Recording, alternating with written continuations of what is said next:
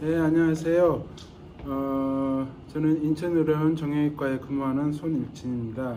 오늘은 퇴행성 관절염 바로 알기에 대해서 제가 좀 강의를 해드리겠습니다.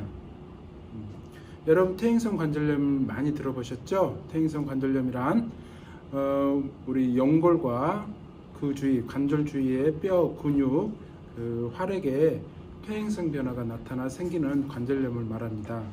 이 관절의 노화로 생기는 질환이며 쉽게 골관절염이라고 부르고 있습니다.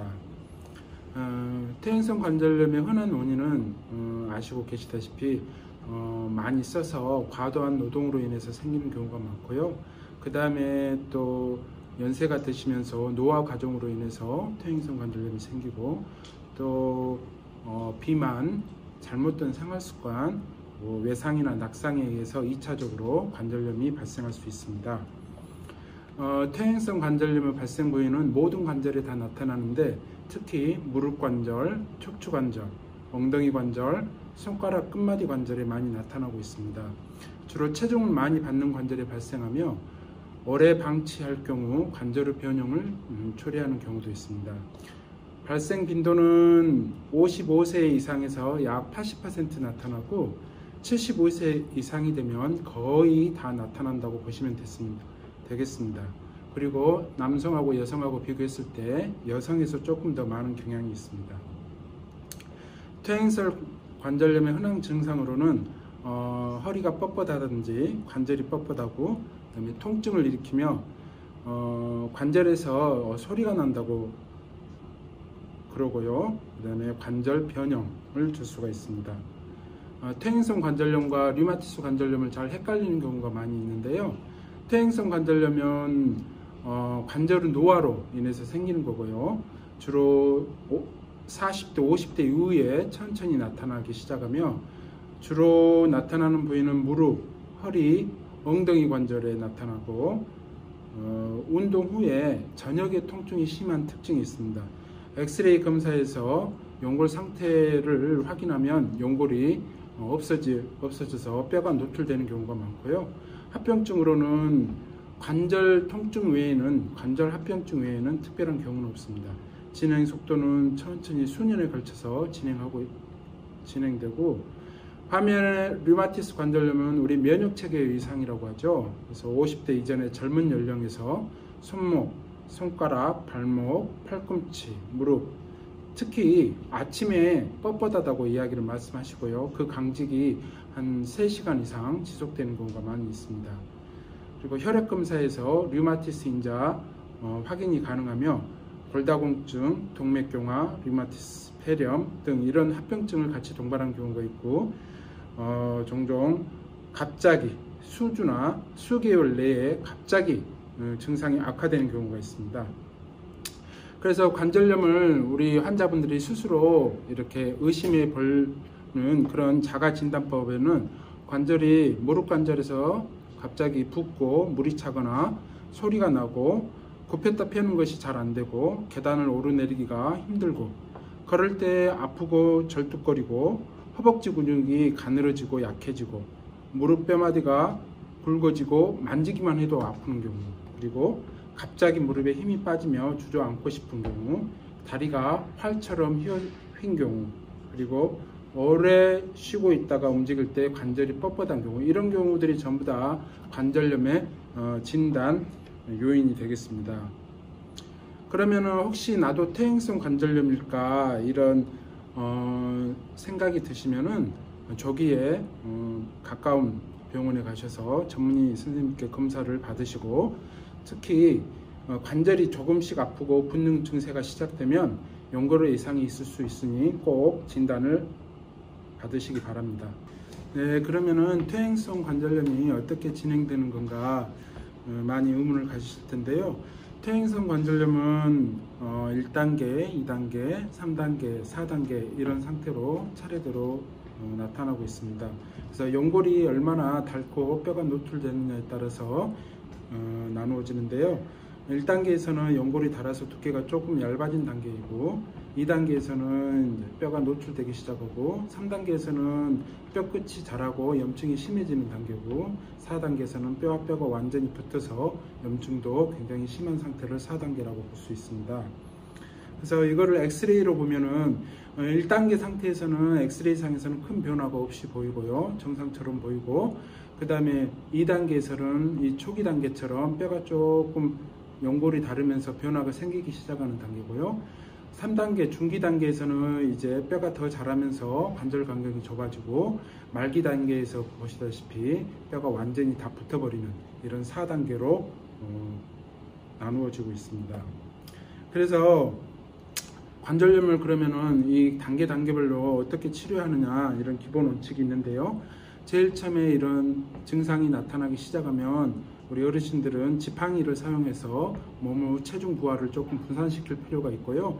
그 다음에 오래 서 있거나 계단을 사용하는 것을 피하고 휴식을 취해 주는 것을 자주 하셔야 되며 온찜질을 하루에 한 15분씩 해주시는 것이 도움이 됩니다. 특히 통증이 심할 때나 갑자기 많이 부을 때는 일시적으로 냉찜질을 해주시는 것도 도움이 되고 붕대로 감아 압박하는 것도 도움이 될 수 있습니다. 그리고 무릎이 부었으면 베개나 이런 걸로 해서 다리를 올려놓으시는 것도 많은 도움이 되겠습니다. 그럼 퇴행성 관절염에 그러면은 치료는 이제 어떻게 하냐, 이제 병원에 오셔서 엑스레이를 찍고 진단을 받으시면 그 각 단계별로 저희들이 1단계, 2단계에서는 우리가 약물요법으로 진통제나 스포제나 도포제로 일단 통증을 완화시켜주는 치료를 하게 되겠고요. 그 다음에 그것과 더불어서 물리치료, 냉온 찜질이나 초음파 치료, 레이저 치료를 동반하고요.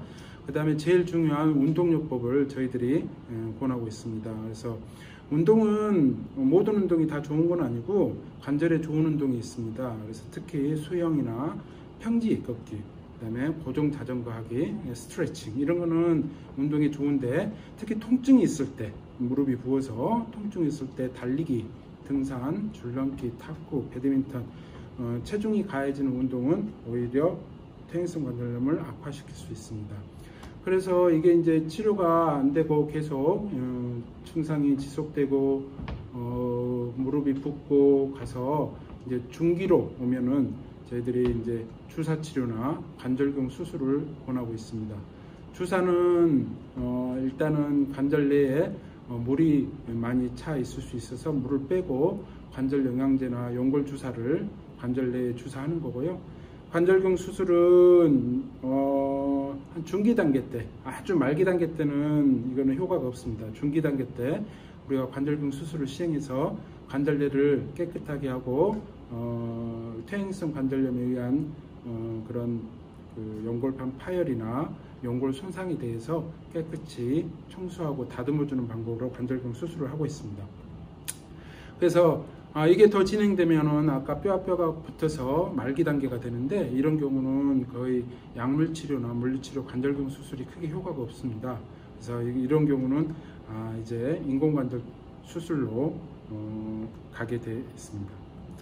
그래서 우리 환자분들이 제일 궁금해 하신 게 이제 주사요법에 대해서 항상 저한테 질문을 많이 하시고 궁금해 하시는데 주사는 지금 크게 스테로이드 주사하고 연골 주사 둘로 나눠질 수 있습니다. 근데 여러분도 알다시피 스테로이드 주사는 급성기 때 물이 많이 차고 염증이 심할 때 한 번에서 두 번 1년에 그 정도 놓는 것을 우리가 정형외과에서 허락하고 있고요.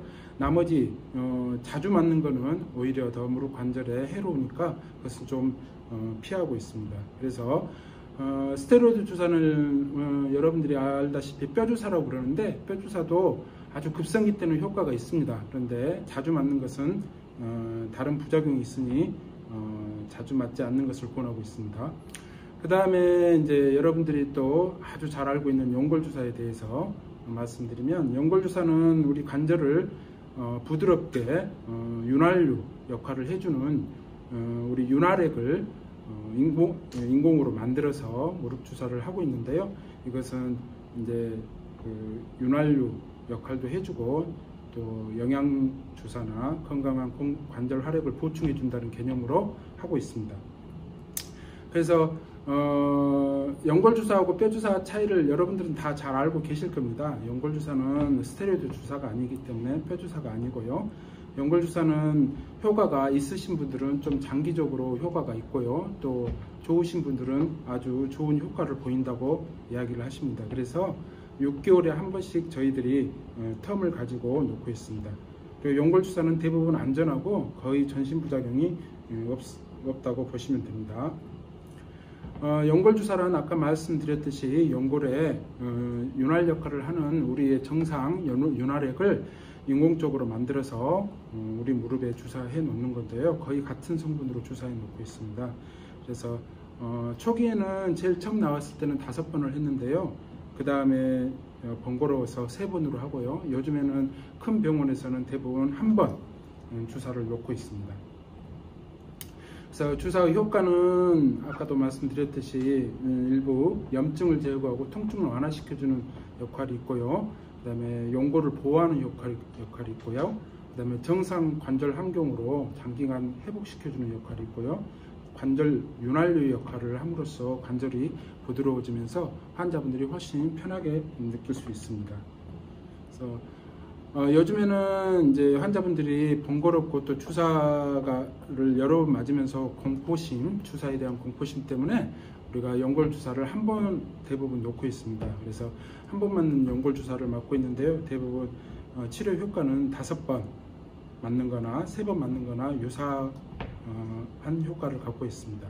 그래서 정상 관절의 활액과 유사해서 관절 보호 효과적이고, 그 다음에 한 번 투여로도 관절에 오랫동안 편안함을 주고 뻣뻣한 무릎의 기능을 개선시키고 또 기존 대비 효과가 거의 더 오래 지속될 수도 있으며 연골이 닳는 것을 막아줍니다.